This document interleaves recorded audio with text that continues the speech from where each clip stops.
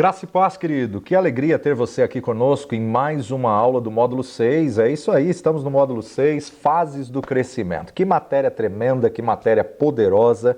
Saber que a nossa fase espiritual, ela também tem aí uma analogia com a fase natural do crescimento do ser humano, né? Falamos aí já acerca da primeira infância, recém-nascido, e falamos aí das características que tem a criança na primeira infância, e hoje nós estamos entrando aí no período da meninice, o período da meninice. Efésios capítulo 4, verso 14, o apóstolo Paulo nos diz assim: para que não sejamos mais meninos inconstantes. Então ele mostra aqui uma característica da meninice, a inconstância. Para que não sejamos mais meninos inconstantes, levados em roda por todo o vento de doutrina, pelo engano dos homens que com astúcia enganam fraudulosamente. Ele fala sobre a importância dos 5 ministérios para ministrarem, trabalharem junto, para que venhamos sair da meninice, venhamos sair da primeira infância. A palavra no grego original aqui é paidion. Paidion significa uma criança, criancinha, criança nova. Também é usada essa palavra no Evangelho de Lucas, capítulo 1, versículo 59. E aconteceu que ao 8º dia vieram circuncidar o menino, paidion, e lhe chamavam Zacarias, o nome de seu pai. Versículo 80 também usa essa mesma palavra. E o menino crescia e se robustecia em espírito e esteve nos desertos até o dia em que havia de mostrar-se a Israel. Vemos aqui o crescimento de João Batista, filho de Zacarias. Capítulo 2, versículo 17. E vendo-o, divulgaram a palavra que acerca do menino lhes fora dita. Que acerca do menino lhes fora dita. Versículo 21. E quando aos 8 dias foram cumpridos para circuncidar o menino, foi-lhe dado o nome de Jesus, que pelo anjo lhe fora posto antes de ser concebido. Versículo 27. E pelo Espírito foi ao templo, e quando os pais trouxeram o menino Jesus, para com ele procederem segundo o uso da lei. Versículo 40 de Lucas 2. E o menino crescia e se fortalecia em espírito, cheio de sabedoria, e a graça de Deus estava sobre ele. Hebreus capítulo 11, versículo 23. Hebreus 11, 23. Pela fé, Moisés, já nascido, foi escondido 3 meses por seus pais, porque viram que era um menino formoso e não temeram o mandamento do rei. Hebreus capítulo 2, versos 10 a 16. 2, 10 a 16. Porque convinha que aquele para quem são todas as coisas e mediante quem tudo existe, trazendo muitos filhos à glória, consagrasse pelas aflições o príncipe da salvação deles. Porque assim o que santifica como os que são santificados são todos de um, por cuja causa não se envergonha de lhes chamar irmãos, dizendo: anunciarei o teu nome a meus irmãos, cantar-te-ei louvores no meio da congregação. E outra vez, porei nele a minha confiança, e outra vez, eis-me aqui a mim e aos filhos que Deus me deu. E visto como os filhos participam da carne e do sangue, também ele participou das mesmas coisas, para que pela morte aniquilasse o que tinha o império da morte, isto é, o diabo, e livrasse todos os que, com medo da morte, estavam por toda a vida sujeitos à servidão. Porque, na verdade, ele não tomou os anjos, mas tomou a descendência de Abraão. 1 João ainda, capítulo 2, versos 10 a 18. Aquele que ama seu irmão está na luz e nele não há escândalo, mas aquele que aborrece a seu irmão está em trevas e anda em trevas e não sabe para onde deva ir, porque as trevas lhe cegaram os olhos. Filhinhos, vos escrevo porque pelo seu nome vos são perdoados os pecados. Pais, escrevo-vos porque conhecestes aquele que é desde o princípio. Jovens, escrevo-vos porque vencestes o maligno. Eu vos escrevi, filhos, porque conhecestes o Pai. Eu vos escrevi, pais, porque já conhecestes aquele que é desde o princípio. Eu vos escrevi, jovens, porque sois fortes, e a palavra de Deus está em vós, e já vencestes o maligno. Não ameis o mundo e nem o que no mundo há.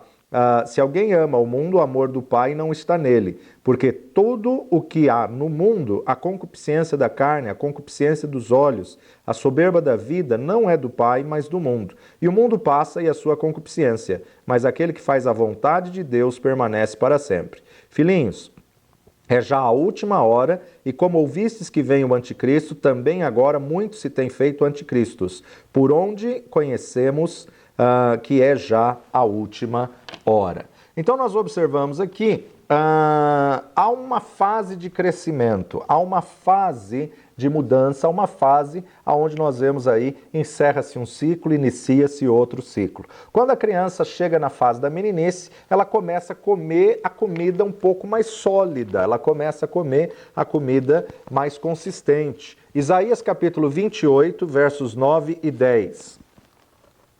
A quem, pois, se ensinaria a ciência, e a quem se daria a entender o que se ouviu, ao desmamado e ao arrancado dos seios? Porque é mandamento sobre mandamento, mandamento e mais mandamento. Regra sobre regra, regra e mais regra, um pouco aqui e um pouco ali.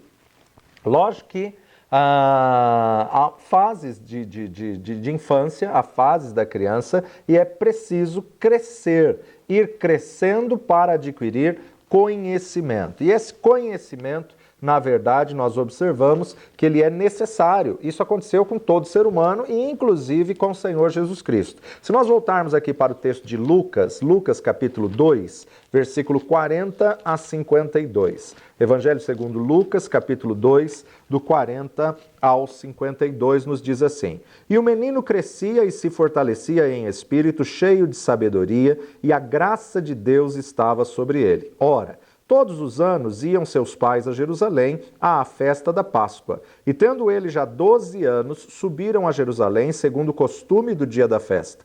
E regressando eles, terminados aqueles dias, ficou o menino Jesus em Jerusalém e não o souberam seus pais. Pensando, porém, eles que viria de companhia pelo caminho, andaram caminho de um dia e procuravam-no entre os parentes e conhecidos. E como o não encontrassem, voltaram a Jerusalém em busca dele. E aconteceu que, passado 3 dias, o acharam no templo, assentado no meio dos doutores, ouvindo-os e interrogando-os. E todos os que o ouviram admiravam a sua inteligência e respostas. E quando o viram, maravilharam-se e disse-lhe sua mãe: Filho, por que fizestes assim para conosco? Eis que teu pai e eu, ansiosos, te procurávamos. E ele lhes disse: Por que é que me procuráveis? Não sabeis que me convém tratar dos negócios de meu pai?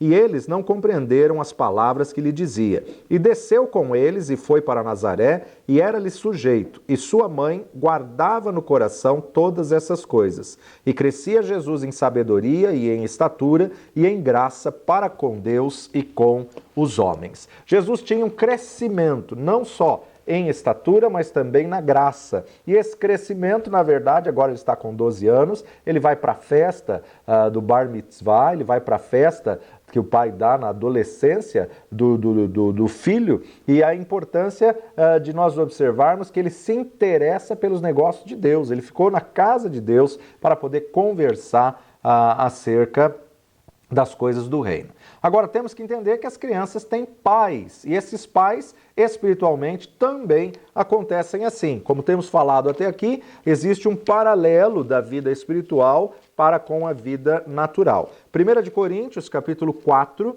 versículos 14 e 15. Não escrevo essas coisas para vos envergonhar, mas admoesto-vos como meus filhos amados, porque ainda que tivesses 10.000 aios em Cristo, não teríeis, contudo, muitos pais, porque eu, pelo Evangelho, vos gerei em Jesus Cristo. Então, na verdade, nós observamos aqui aios, tutores ou cuidadores, os pais espirituais, que são necessários para que haja um desenvolvimento no espírito, para que haja um desenvolvimento no crescimento espiritual também. Precisamos aprender a se submeter a toda autoridade, a submeter à autoridade, sabendo que toda autoridade foi estabelecida por Deus. Romanos capítulo 13, verso 1 e 2. Toda alma esteja sujeita às autoridades superiores, porque não há autoridade que não venha de Deus, e as autoridades que há foram ordenadas por Deus. Por isso, Quem resiste à autoridade resiste à ordenação de Deus.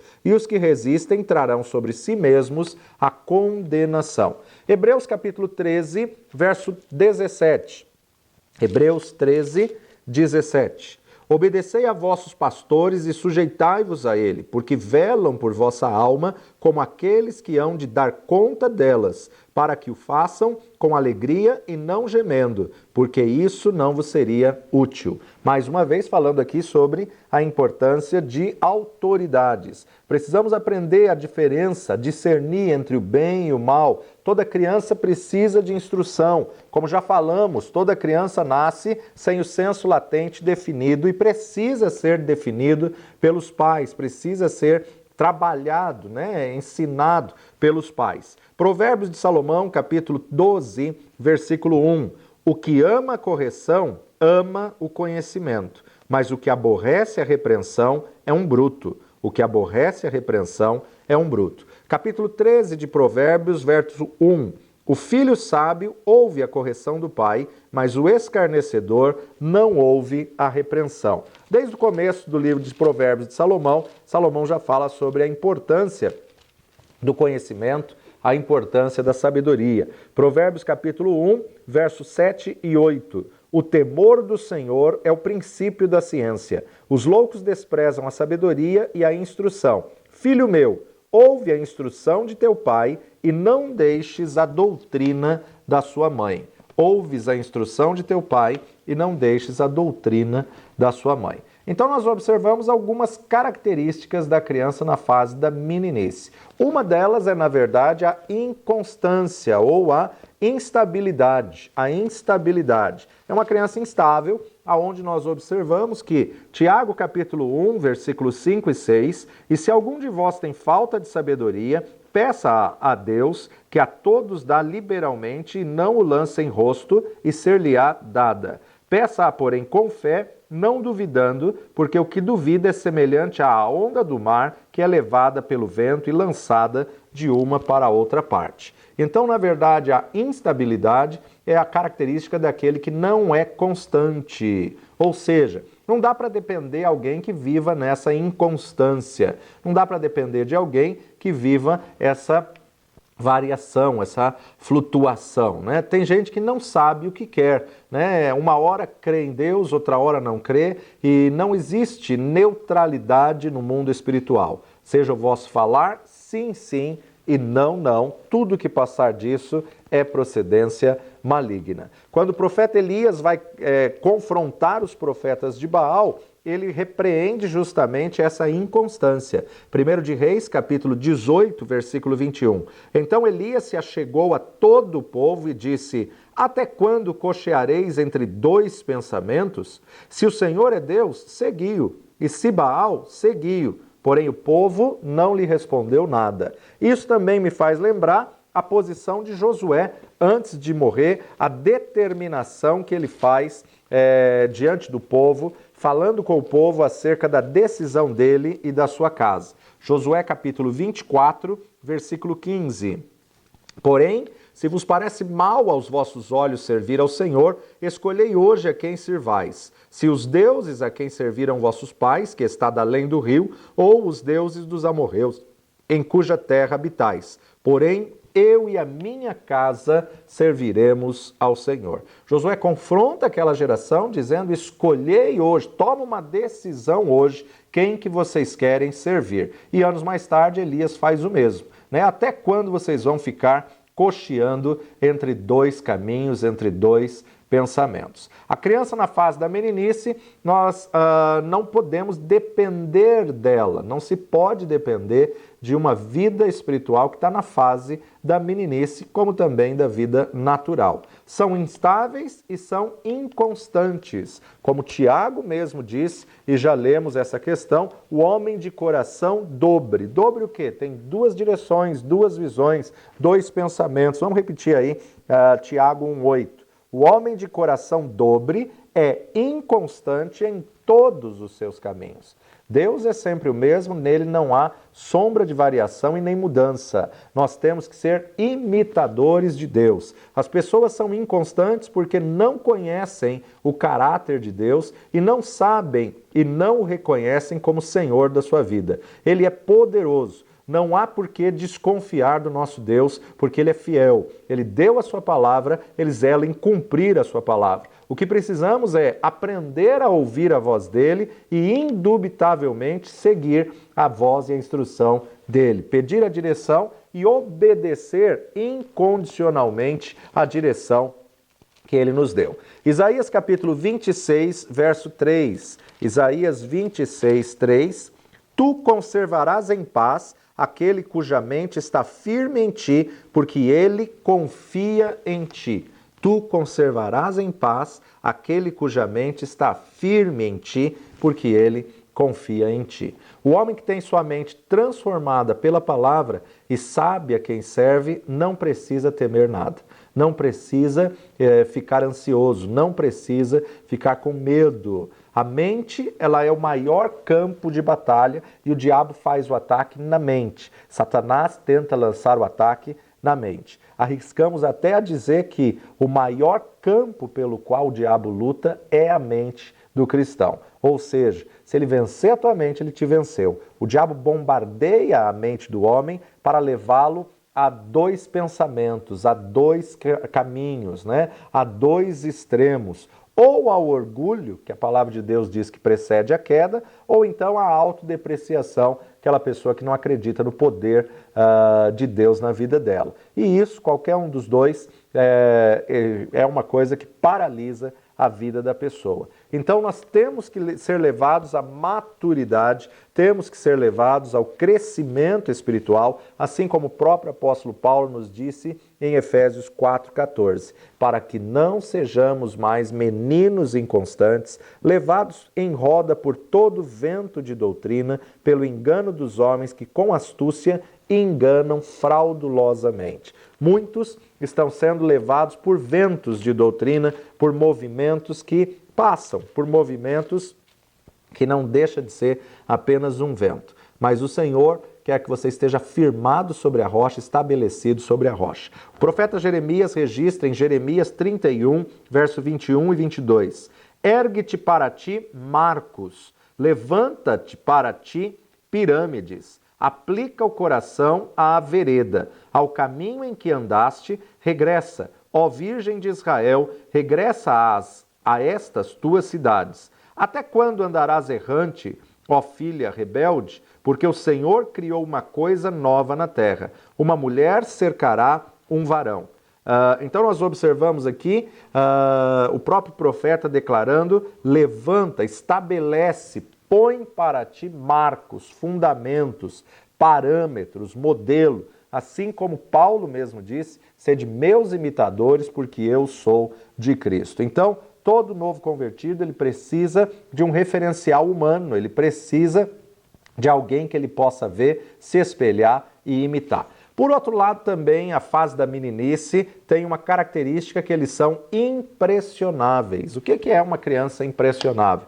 É aquele que se deslumbra com tudo, né? Tudo é novo, é um deslumbramento incrível. Temos que tomar muito cuidado com essa fase para não se deslumbrar com as coisas erradas, com as coisas que Deus reprova. Segundo Tessalonicenses, capítulo 2, verso 1 e 2. Ora, irmãos, rogamo-vos, pois, pela vinda de nosso Senhor Jesus Cristo e pela nossa reunião com Ele, que não vos movais facilmente do vosso entendimento, nem vos perturbeis, quer por espírito, quer por palavra, quer por epístola, como de nós, como se o dia de Cristo estivesse já perto. Não vos movais facilmente, ou seja, a importância de você estar enraizado, alicerçado, fundamentado com uma visão da palavra de Deus. Tem a criança impressionável ou deslumbrada, conversa com um, ela muda de ideia, conversa com outro, ela muda de opinião, conversa com outro, ela já não sabe mais o que ela quer. Nós não podemos ser assim. Nós temos que estar firmados na rocha e irremovíveis. Efésios capítulo 5, verso 6. Ninguém vos engane com palavras vãs, porque por essas coisas vem a ira de Deus sobre os filhos da obediência. Temos que tomar cuidado para não sermos enganados, e só não seremos enganados se nós conhecermos e colocarmos a verdade em prática. É impressionante nós observarmos como que um bancário, muitas vezes, ele reconhece a nota falsa, né? E para se reconhecer a nota falsa, basta ele ter intimidade com a verdadeira, basta ele ter experiência com a verdadeira. Não adianta ele ficar estudando as falsas, porque a falsa cada dia inventam uma. Mas se ele tem experiência com a verdadeira, e se ele tem vivência com a verdadeira, quando ele tocar em uma que é falsa, ele vai dizer, não, esse daqui não é verdadeiro. Assim tem que ser a palavra de Deus, né? Nós temos que meditar na palavra de Deus, guardarmos a verdade da palavra de Deus e não ficarmos preocupados com as heresias e as falsidades que existem por aí. Se você está enraizado na palavra, a hora que aparecer uma heresia vai testificar no seu coração, isso não está na palavra de Deus. Isso não condiz com a verdade da palavra de Deus. Então você tem que ser enraizado na verdade. Colossenses capítulo 2, versículos 4 a 8, Paulo vai instruir os irmãos de Colosso dizendo a advertência acerca das falsas doutrinas. E digo isto para que ninguém vos engane com palavras persuasivas, porque ainda que esteja ausente quanto ao corpo, contudo em espírito estou convosco, regozijando-me e vendo a vossa ordem e a firmeza da vossa fé em Cristo. Como, pois, recebestes o Senhor Jesus Cristo, assim também andai nele, arraigados e edificados nele e confirmados na fé, assim como fostes ensinados, crescendo em ação de graças, tendo de cuidado para que ninguém vos faça presa sua por meio de filosofias e vãs sutilezas, segundo a tradição dos homens, segundo os rudimentos do mundo e não segundo a Cristo. Deus não muda, nele não há mudança, nele não há variação. Pode passar os céus e a terra, mas a sua palavra jamais há de passar. Assim como ele não muda, seus ensinos também não mudam. Então nós temos que ter a palavra de Deus como regra de fé e prática, como guia das nossas vidas, como uma peneira, como um filtro para nós podermos saber aquilo que é a vontade de Deus e o que não é da vontade de Deus. Gálatas 5, 7 a 9. Corrieis bem, quem vos impediu para que não obedeçais à verdade? Esta persuasão não vem daquele que vos chamou. Um pouco de fermento leveda toda a massa.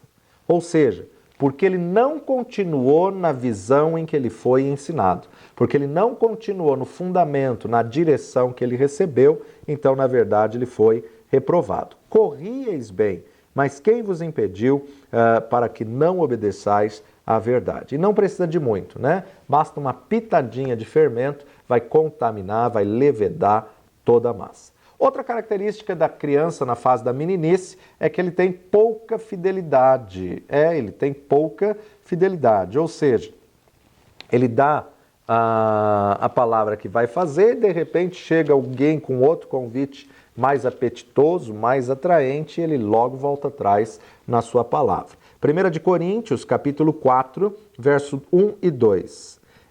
Que os homens nos considerem como ministros de Cristo e despenseiros dos mistérios de Deus. Além disso, requer-se nos despenseiros que cada um se ache fiel.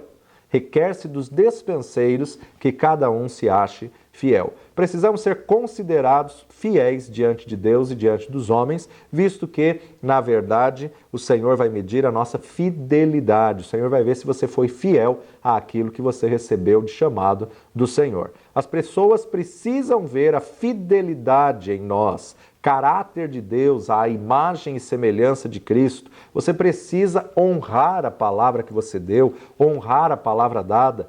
Os mais antigos, eles diziam, para ele, a palavra tinha mais valor do que o papel de cartório. É o famoso fio do bigode, que ele dava o fio do bigode como uma palavra dele, que ele iria cumprir, que ele iria fazer. Por outro lado, nós observamos também em Lucas capítulo 19, vamos ver o crivo de Deus e a forma como que Deus vai julgar todas as coisas. Observe o texto a parábola dos 10 servos e das 10 minas. Evangelho segundo Lucas 19, de 11 a 26.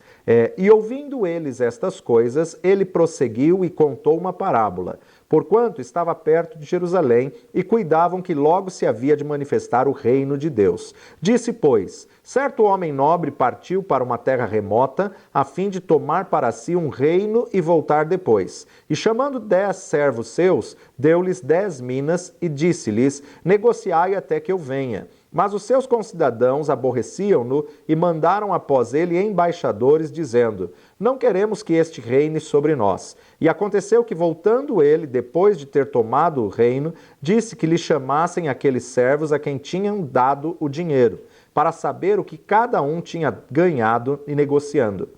E veio o primeiro dizendo, Senhor, a tua mina rendeu 10 minas. E ele lhes disse, bem está, servo bom, porque no mínimo foste fiel, sobre 10 cidades terás autoridade. E veio o segundo dizendo, Senhor, a tua mina rendeu 5 minas. E a este disse também, sê tu também sobre 5 cidades. E veio o outro dizendo, Senhor, aqui está a tua mina, que guardei num lenço, porque tive medo de ti, que és um homem rigoroso, que tomas o que não pusestes e cegas o que não semeastes. Porém ele lhe disse, mau servo, pela tua boca julgarei. Sabias que eu sou homem rigoroso, que tomo o que não pus e cego o que não semeei. Por que não pusestes, pois, o meu dinheiro no banco, para que eu, vindo, o exigisse com juros? E disse aos que estavam com ele, tirai-lhe a mina e dai ao que tem 10 minas. E disseram-lhes eles, Senhor, ele tem 10 minas, pois eu vos digo que qualquer que tiver, ser-lhe-á dado, mas ao que não tiver, até o que tem, lhe será tirado. Nós vemos aqui Jesus falando mais uma vez por parábolas e mostramos aqui que o crivo de Deus é julgar pela fidelidade. Ele não vai cobrar por aquilo que ele não deu na tua mão, mas aquilo que ele te deu, ele quer ver a fidelidade. E toda a recompensa aqui, bem está, servo bom e fiel. Bem está, servo bom e fiel, porque fostes fiel no pouco. Então, na verdade, temos que tomar cuidado com a vida espiritual na fase da meninice, que tem pouca fidelidade. Ela precisa ser lapidada até gerar uma fidelidade eficaz. Uma outra característica da criança na fase da meninice é a curiosidade. Né? Tudo ele quer saber, mas por quê? Mas para quê? Né? Pode haver ciladas nessa curiosidade, pode haver armadilhas nessa curiosidade. E nós vemos aí até onde chega a curiosidade da criança na fase da meninice, da juventude e adolescência, né? Muitos vão procurar experimentar coisas pela curiosidade e são engodados pelos pratos de Satanás, como é o caso dos vícios, das drogas, do cigarro, da prostituição, da bebedeira e tantas outras coisas. A criança, não conhecendo as maldades existentes no império das trevas, pela curiosidade, ela pode cair nas armadilhas de Satanás e pode experimentar os manjares do diabo. A criança se deixa levar através da curiosidade. É a sede de querer conhecer e ver até onde as coisas acontecem. Toda criança ela é muito curiosa, por isso que precisa se ter um cuidado extremo. Querem saber de tudo, onde, quando, quem, por quê, para quê. A palavra de Deus nos diz para nós cuidarmos de nossos próprios negócios. E nós temos que zelar por aquilo que Deus coloca em nossas mãos. Provérbios capítulo 26, versos 17 e 18. O que, passando, se mete em questão alheia é como aquele que toma um cão pelas orelhas, como o louco que lança de si faíscas, flechas e mortandades, assim é o homem que engana o seu próximo e diz, fiz isso por brincadeira. Então nós observamos aqui, quem puxa o cão pelas orelhas pode sair mordido, né? Aquele que entra em questão alheia é como aquele que toma um cão pelas orelhas. 1 de Coríntios, capítulo 2, versos 1 e 2. E eu, irmãos, quando fui ter convosco, anunciando-vos o testemunho de Deus, não fui com sublimidade de palavras ou de sabedoria, porque nada me propus saber entre vós, senão a Jesus Cristo e este crucificado. Paulo vai nos dizer, não fui com sublimidade de palavras. Ele está dizendo que ele não foi com palavras difíceis, com propósito de enaltecer, com propósito de se ensoberbecer, muito pelo contrário. Ele não se propôs a explicar coisas difíceis, a não ser Jesus Cristo crucificado. Então, o primeiro propósito, o propósito de Paulo era levar Cristo, era levar a verdade do Evangelho, a mensagem do Evangelho, aprender a separar a comunhão da individualidade. Não ficar se metendo na vida dos outros, não ficar querendo saber, né, quanto cada um dava de dízimo, quanto que o outro dava de dízimo. Não, Paulo não se preocupou com nada disso. Isso é com Deus, é a fidelidade da pessoa com Deus. Paulo não se preocupou em querer descobrir coisas que não estavam aí no alcance da sua esfera. Uma outra característica que a gente vê também na meninice é a tagarelice, ou seja, fala demais. É aquela criança que não para de falar, né? Faz muitas vezes os pais passarem vergonha, são muito inocentes e falam mesmo que ingenuamente. A criança, além de ser inocente, ela é espontânea. São tagarelas e nunca aprendem o valor do silêncio. E Provérbios, Salomão nos ensina que quem fala muito erra demais, né? Então, nós precisamos estar atentos a essa verdade e não podemos cair nesse erro, nesse engano. Lucas capítulo 9, verso 28 a 36, Lucas 9, 28 a 36, a transfiguração. E aconteceu que, quase 8 dias depois dessas palavras, tomou consigo a Pedro, a João e a Tiago e subiu ao monte a orar. E estando ele orando, transfigurou-se a aparência do seu rosto, e as suas vestes ficaram brancas e muito resplandecentes. E eis que estavam falando com ele 2 varões, que eram Moisés e Elias, os quais apareceram com glória e falavam da sua morte, a qual havia de cumprir-se em Jerusalém.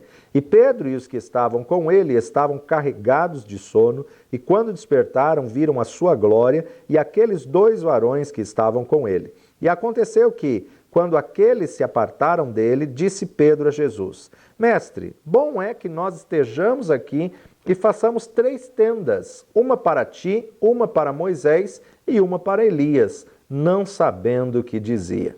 E dizendo ele isso, veio uma nuvem que os cobriu com a sua sombra, e entrando eles na nuvem, temeram. E saiu da nuvem uma voz que dizia: Este é o meu filho amado, a ele ouvi. E tendo soado aquela voz, Jesus foi achado só, e eles calaram-se. E por aqueles dias não contaram a ninguém nada do que tinham visto. Nós observamos aqui que esses 3 discípulos viveram uma experiência extraordinária, né? Uma experiência com a glória de Deus, uma experiência da transfiguração e, mais uma vez, Pedro falando fora de hora, né? Pedro tinha esse caráter impulsivo, sempre falando e agindo antes da hora, sempre falando sem pensar precipitadamente. Então você observa que o texto nos diz, não sabendo ele o que dizia. Mestre, vamos fazer para ti uma tenda, outra para Moisés, outra para Elias. Era apenas uma experiência da glória, uma transfiguração, onde o rosto de Jesus reluzia mais que a luz do sol, assim como Moisés no monte, e agora aparece Moisés e Elias, realmente representando a lei, os profetas e a graça ali no meio, né? A lei, os profetas e a graça. Pedro deveria apenas ter observado. Isso, na verdade, Deus compôs, Deus formou o homem dessa forma, com 2 ouvidos e uma boca, para que nós possamos ouvir o dobro do que falamos, né? Para que nós possamos, pelo menos, ouvir 2 vezes mais do que as palavras que nós falamos. Assim também é na oração. Na oração nós temos que dar um tempo para Deus responder, porque muitas vezes entramos em oração reservado do nosso quarto, e achamos que a oração é só um monólogo e só falamos, não deixamos tempo para Deus responder, já dizemos o amém. Então precisamos silenciar para ouvir Deus falando conosco. Não podemos e não devemos contar para todo mundo tudo aquilo que são os nossos sonhos, nossos projetos, nossos alvos ideais. Nós muitas vezes podemos estar contando para as pessoas erradas. E por causa da tagarelice, muitas vezes perdemos a bênção de Deus. Muitas vezes perdemos pelo muito falar, né? Tem muitas pessoas que por falar demais acumulam diversas batalhas desnecessárias. Ele apresenta um sonho, um projeto, um ideal, que ainda é um projeto, mas as pessoas já invejam, já enciumam, já perseguem e ele então trava uma batalha desnecessária. A Bíblia, ela mesma nos fala que Maria guardava para si em seu coração todas as coisas a respeito de Jesus.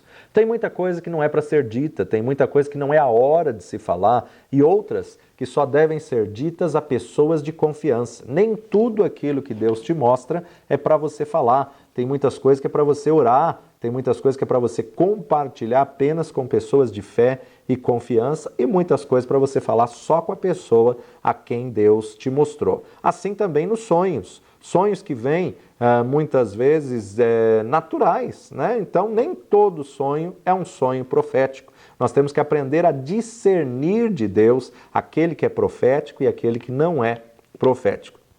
Uma das nossas matérias do nosso curso vai ser sonhos e visões, que vamos trabalhar bem essa parte dos sonhos. Temos que aprender a ouvir de Deus e se você tem um tempo de oração, então separe também um tempo para ouvir de Deus, para receber instruções. Deixa Deus falar ao teu interior, falar ao teu coração. Tem muitas pessoas que pedem e não dão tempo para Deus falar, só elas que falam, e a hora que Deus vai falar, elas já dizem amém, já deitam e dormem. Isso é um tremendo erro.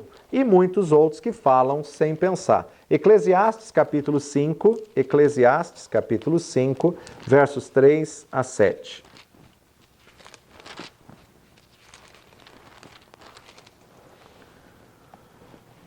Porque da muita ocupação vêm os sonhos, e a voz do tolo da multidão das palavras. Quando a Deus fizeres algum voto, não tardes em cumpri-lo, porque não se agrada de tolos, o que votares, paga-o. Melhor é que não votes do que votes e não pagues. Não consintas que a tua boca faça pecar a tua carne, e nem digas diante do anjo que foi erro. Por que razão se iraria Deus contra a tua voz, de sorte que destruísse a obra das tuas mãos? Porque como na multidão dos sonhos há vaidades, assim também nas muitas palavras. Mas tu teme a Deus. Quantas pessoas falam sem pensar? Falam aí, num dito popular, falam pelos cotovelos, né? Que muitas vezes se precipita e conta e se torna, na verdade, uma pessoa arrogante, vaidosa, soberba, de querer contar todos os seus sonhos, falar tudo aquilo que tem pensado. E aí, então, nós observamos que nesse falar demais, muitas vezes faz votos de tolo. Mas quando você fez um voto, zele em cumprir, porque Deus, quando ouve você falando um voto, Deus já tem aquilo como seu, Deus já tem aquilo para si. Se você não cumprir, agora você está roubando de Deus, porque você fez voto e não cumpriu.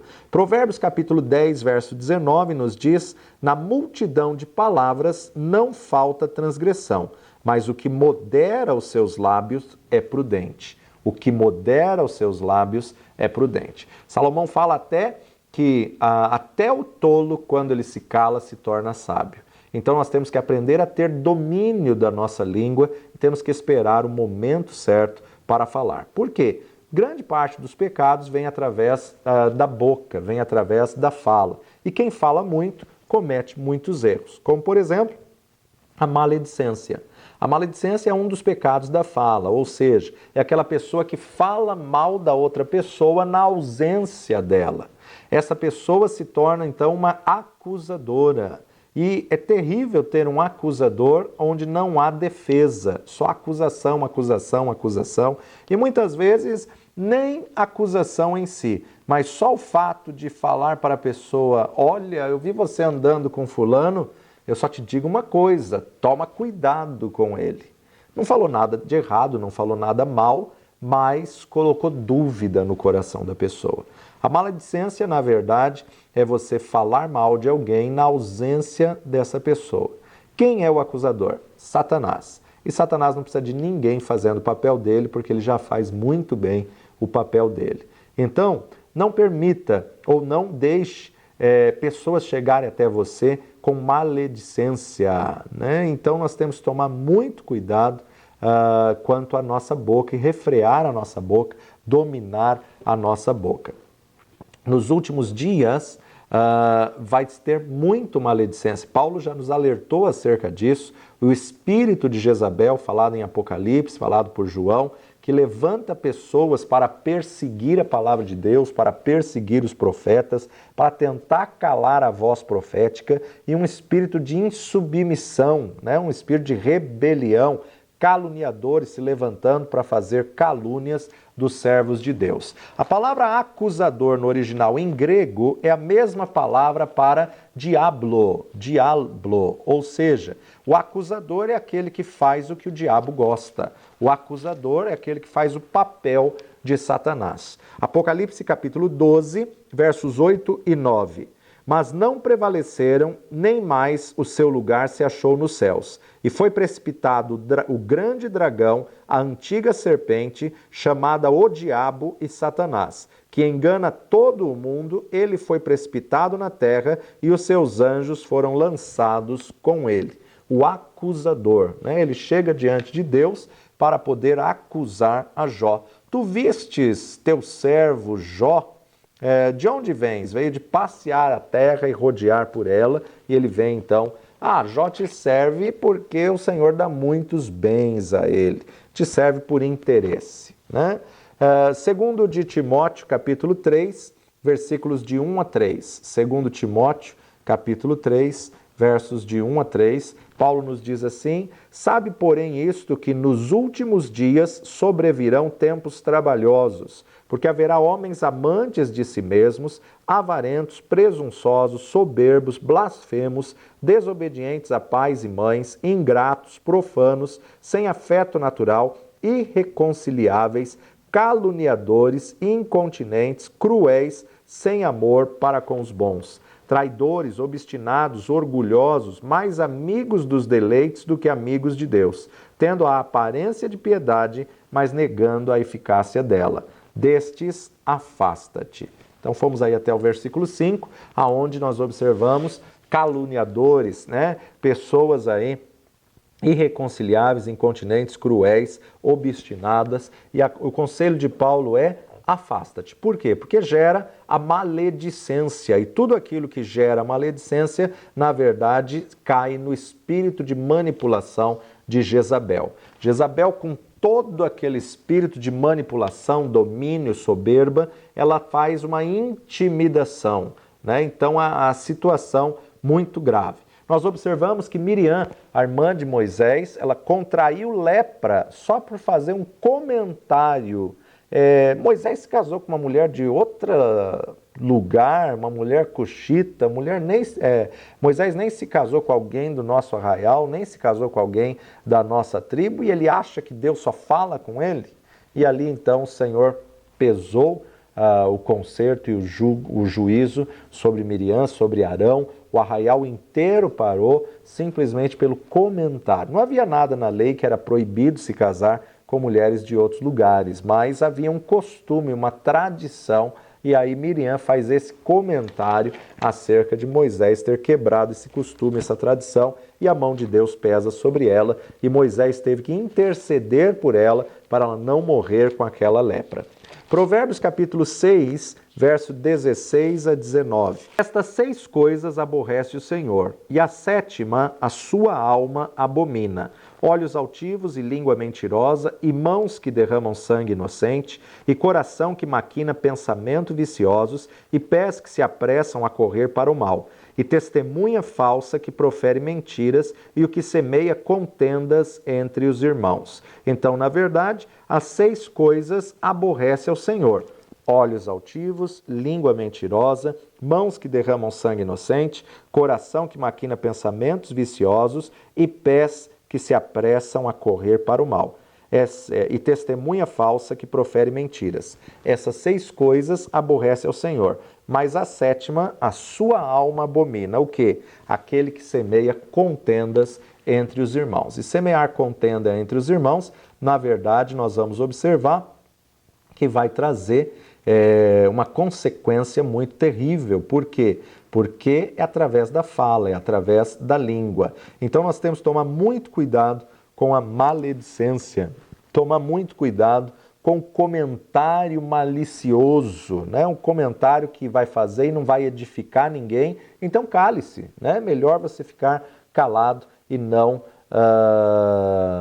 deixar de edificar a pessoa, deixar de macular a pessoa. Temos que tomar cuidado. O comentário inocente também, aquele que não controla a boca, e às vezes a pessoa nos conta uma coisa e não nos pede segredo, mas nós temos que saber filtrar o assunto e saber que se a pessoa teve confiança e depositou essa confiança em você, você não tem o direito de expô-la, você não tem o direito de difamá-la, né? Isso é muito sério. Temos visto aí muitas amizades boas serem destruídas, devastadas, porque a pessoa não teve a ética de poder segurar para si um segredo que a outra pessoa contou, um particular, um pecado que ela confessou ou alguma coisa do tipo.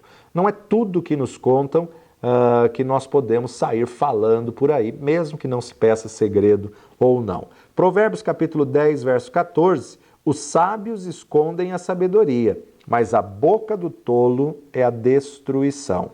A boca do tolo é a destruição. Existem muitos pecados aí relacionados à questão da boca, como, por exemplo, a fofoca e o mexerico, né? A fofoca e o mexerico. O que é o mexerico? É a intriga, é a bisbilhotice, né? Quão lamentável nós observamos isso, este mal dentro das igrejas, dentro do corpo de Cristo, numa frequência muito maior do que nós imaginamos, né? O famoso diz que me disse, né? Quem tem levado essa fofoca, essa calúnia, tem levado muitos a servirem aos propósitos maléficos. São verdadeiros instrumentos de Satanás, né? Então, nós temos que vigiar no nosso falar para que não incorram no erro e sejam considerados por todos como fofoqueiros ou como indignos de confiança, porque o nosso Deus é um Deus que é digno de confiança. Quando a palavra de Deus nos diz, confessai os vossos pecados uns aos outros para que sareis, Tiago está falando, procure uma pessoa de confiança, uma pessoa que você possa confessar a sua culpa e possa orar com você. Há um poder resgatador na confissão, no arrependimento, no quebrantamento, há um poder libertador, mas você tem que tomar cuidado e vigiar, não é sair contando para qualquer pessoa que muitas vezes vai usar isso como álibi, vai usar isso aí contra a tua vida, tentando te ameaçar e te intimidar. Então nós observamos que, assim como o nosso Deus é um Deus de confiança, Ele é o nosso modelo, Ele é o nosso exemplo. Assim como Ele é, somos nós também. Então não fale mal dos seus irmãos, não fale mal do seu cônjuge, não fale mal dos seus líderes. Andar com mexeriqueiro nos faz mal e muito mal. Vamos ver aqui alguns textos apontando para isso. Livro de Levítico, capítulo 19, verso 16. Levítico 19, 16. Não andarás com mexeriqueiro entre o teu povo, não te porás contra o sangue do teu próximo, eu sou o Senhor. Provérbios capítulo 11, versículo 13. Provérbios 11, 13. O que anda praguejando descobre o segredo, mas o fiel de espírito encobre o negócio. Provérbios capítulo 20, verso 19. O que anda maldizendo descobre o segredo, pelo que, com o que afaga com seus lábios, não te entremetas, não te entremetas. 1 de Timóteo, capítulo 6, verso 20. Primeira carta de Paulo a Timóteo, 6, 20. Ó Timóteo, guarda o depósito que te foi confiado, tendo horror aos clamores vãos e profanos e às oposições da falsamente chamada ciência. Tendo horror das oposições, dos clamores vãos e a oposição da falsamente chamada ciência. 2 Timóteo capítulo 2, 16. Mas evita falatórios profanos, porque produzirão maior impiedade. Tiago, capítulo 1, versículo 26. Se alguém entre vós cuida ser religioso e não refreia sua língua, antes engana o seu coração, a religião desse é vã. A religião desse é vã. Além de nós termos aqui a fofoca e o mexeriqueiro, tem também um outro pecado da língua, que é a calúnia. O que é a calúnia? A calúnia é a falsa imputação a alguém de um fato definido como crime. Então é uma mentira, é uma falsidade, é uma invenção, propagar aquilo que você nem sabe se é verdade ou não, né? Então nós temos aí a importância de se ouvir os dois lados. Sempre que chegar uma notícia, dê ao outro o direito, ao menos de falar, ao menos de apresentar, ao menos de se justificar. Não podemos ficar só com um lado da moeda e propagar aquilo que ouvimos se não sabemos se é verdade, né? Infelizmente, essa prática é relativamente comum dentro da igreja, dentro do arraial do Senhor, frutificando a desarmonia e uma série de consequências através das quais o corpo de Cristo é enfraquecido e o inimigo é exaltado. Então, o povo de Deus tem que estar atento e tem que estar discernindo, temos que estar continuamente, em todo o tempo, vivendo no Espírito e não permitirmos que as más conversações, que as más ações encontrem terreno propício e finque raiz em nossa vida. Se tem alguma queixa contra alguém, seja espiritual, seja maduro espiritualmente, vá até a pessoa e converse com a pessoa numa conversa franca, numa conversa ungida, né? Aprenda e resolva as pendências e não permita que o diabo use de ocasião para afastá-lo da comunhão com o Eterno, né? Crente maduro não tem medo de confrontação. Por quê? Porque ele sabe que ele está andando segundo a vontade do Senhor. O confronto muitas vezes é necessário e as pessoas, para com as acusações infundadas, na verdade, elas precisam saber que vai ter que encarar a outra pessoa de quem que ela está falando. Então a palavra de Deus nos instrui, chame essa pessoa para junto, né? É uma ótima maneira de se resolver muitos problemas, muitas fofocas, muitas tagarelices, né, na igreja. Se veio falar alguma coisa acerca de alguém, olha, irmão, dá um minutinho, deixa eu só chamar ele aqui, você já fala na frente dele, que com certeza ali já é cortado mal pela raiz. O problema, ele não precisa muitas vezes ser resolvido depois que a bomba estourou. Você pode cortá-lo, você pode arrancá-lo pela raiz antes de chegar a esse ponto. Então, muitas vezes o confronto vai ser necessário para poder tirar essa posição de fofoca, de calúnia, de maledicência, do diz que me disse, né? Tito, capítulo 3, verso 2, nos diz que a ninguém infamem e nem sejam contenciosos, mas modestos, mostrando toda mansidão para com todos os homens. Mas modestos, mostrando toda mansidão para com todos os homens. Salmo capítulo 50, verso 20, 50, 20. Assentas-te a falar contra teu irmão, falas mal contra o filho de tua mãe. Estas coisas tens feitos e eu me calei. Pensavas que era como tu, mas eu te arguirei. E em sua ordem tudo porei diante de teus olhos. Então temos que tomar muito cuidado para não aceitarmos a calúnia contra ninguém. E também temos aqui mais uma situação do pecado da boca, que é a difamação. A difamação.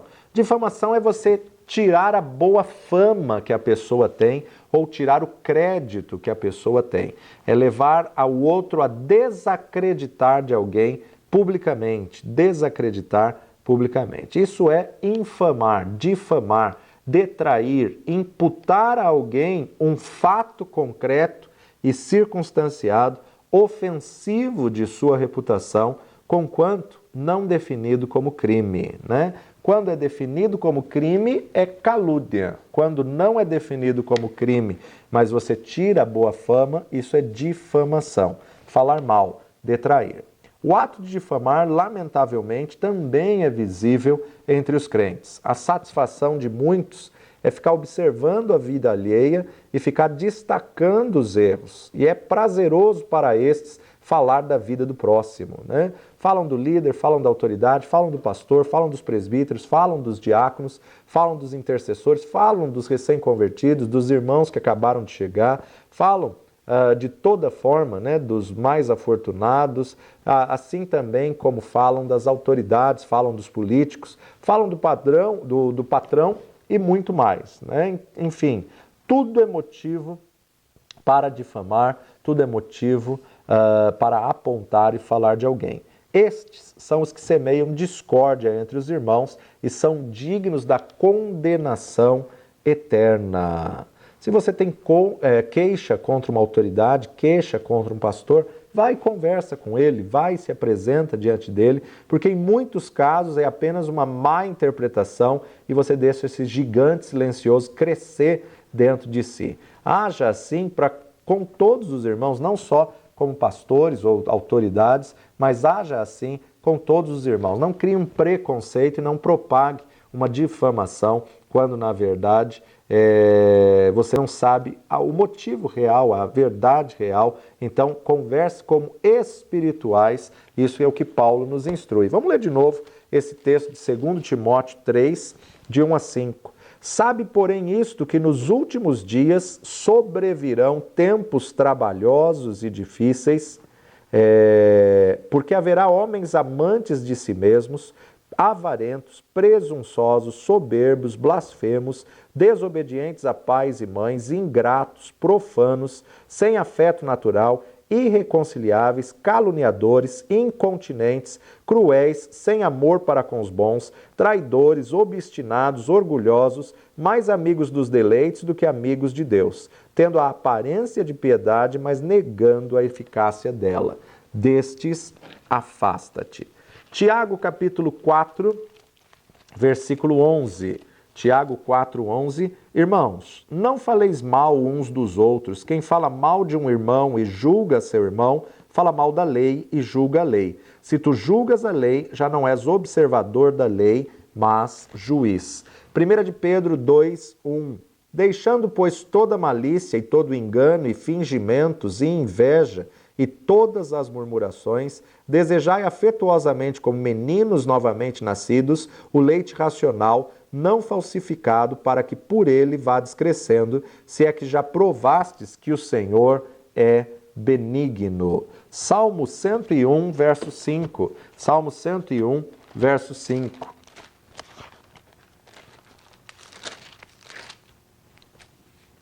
Aquele que difama o seu próximo às escondidas, eu o destruirei. Aquele que tem olhar altivo e coração soberbo, não o suportarei. Provérbios 16, 28. Provérbios 16, 28. O homem perverso levanta a contenda e o difamador separa os maiores amigos. Então toma cuidado com a difamação, toma cuidado com a calúnia, toma cuidado com a fofoca e o mexerico, né? Deus não te chamou para propagar essas coisas dessa maneira errada ou maligna, fazendo assim o papel de Satanás. Deus tem algo muito maior para você. Existem ainda outros pecados da língua, existem ainda outras características da meninice, mas nós vamos falar na próxima aula. Fique conosco, que Deus te abençoe poderosamente. Continue aí perseverando, estudando a cada dia para se apresentar aprovado diante do Deus Todo-Poderoso. Valeu demais, até a próxima!